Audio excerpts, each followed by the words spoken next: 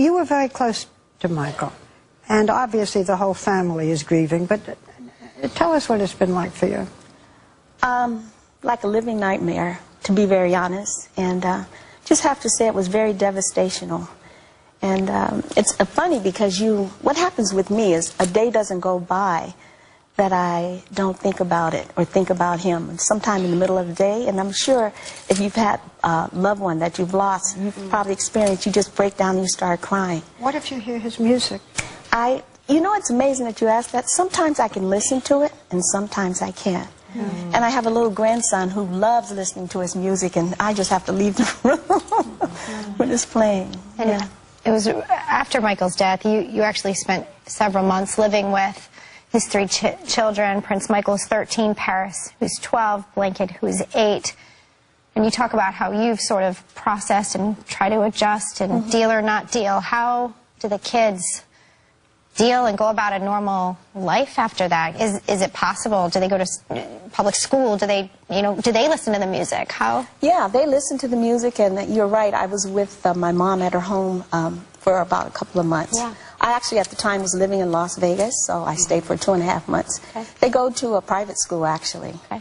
And will they go to public school when they get older? I don't know. I don't think so. They're doing well, though. But your mom is in her 80s, right? Yeah. And she's raising the 3 children. How's she doing? She seems to be holding out. My mom has a very strong constitution. I could see and that. she knows what she wants to do, and she's doing fine. I mean, but she's if raising anything them. happened to your mother, supposedly the children were going to Diana Ross. Is that? I don't know what that's about. I'm being honest. Diana Ross? Yeah. I never heard that. No, yeah, oh yeah. Really? It was in the will. Yeah. Does Diana Ross know this? I assume. Yeah, well, I'm sure. No. Let me get back to you, because Michael's estate is worth over $1 billion. And he left everything to his mother and his children, not to his father, not to his siblings. And I've heard reports from inside the family, I have to tell you, that there is dissension and there is a little unhappiness that none of the money went to someone like you, his close sister, or his other siblings, or nieces and nephews. Set us straight on what's... I could understand if there was that feeling. Okay. Okay. Well, for me, I have to be very honest. There is no dissension with me as far as what the decisions were made in regards to, the will, as far as where the money was left.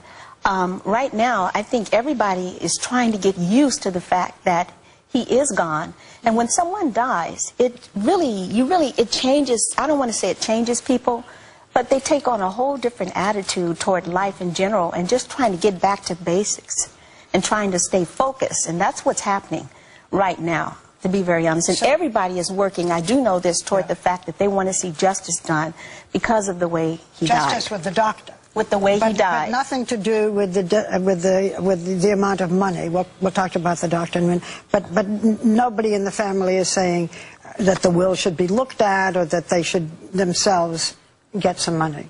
Well, nobody's saying they should get some money, that's for sure.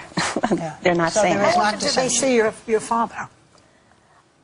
When you say they, you mean the children. The children. They see him quite often. They do, because your mother and your father live in 2 different states, right? Yes, they do. But he does get to see them? Yes, yes. Well, you know, Rebbie, and I got to say, I'm such a fan of Centipede. Centipede! That's the song right there. That's the first song. Love that song, but... And there's been others since then. It was just, that's the one that stuck with me.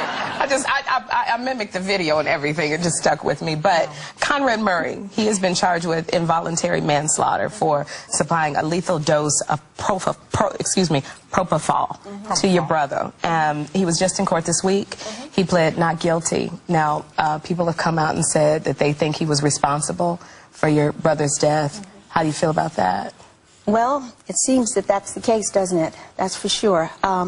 I have faith in the judicial system, and we're going to find out the truth with everything in a few weeks. When you see him, do you see a man who killed your brother? Yes, I do. I do. I mean, but again, I want the truth to come out. And it's very difficult. It's very hard because you have to sit there and see all of that. It's just one of those things. Did the family know or join in? Did they think that Michael had any sort of problem with drugs, or was there an attempt to say, okay, this is a situation that isn't healthy or good for him? Was anything done? Oh, yeah. The family was very much aware, and there were many times when there were interventions. I mean, I, for one, I know very much Janet, Randy, and I, and some of the others, for sure, many times. And, but even though that's the case, still, it has to be explained and exposed what happened in the very end. Absolutely. Go visit Rebbie Jackson. We'll be right back.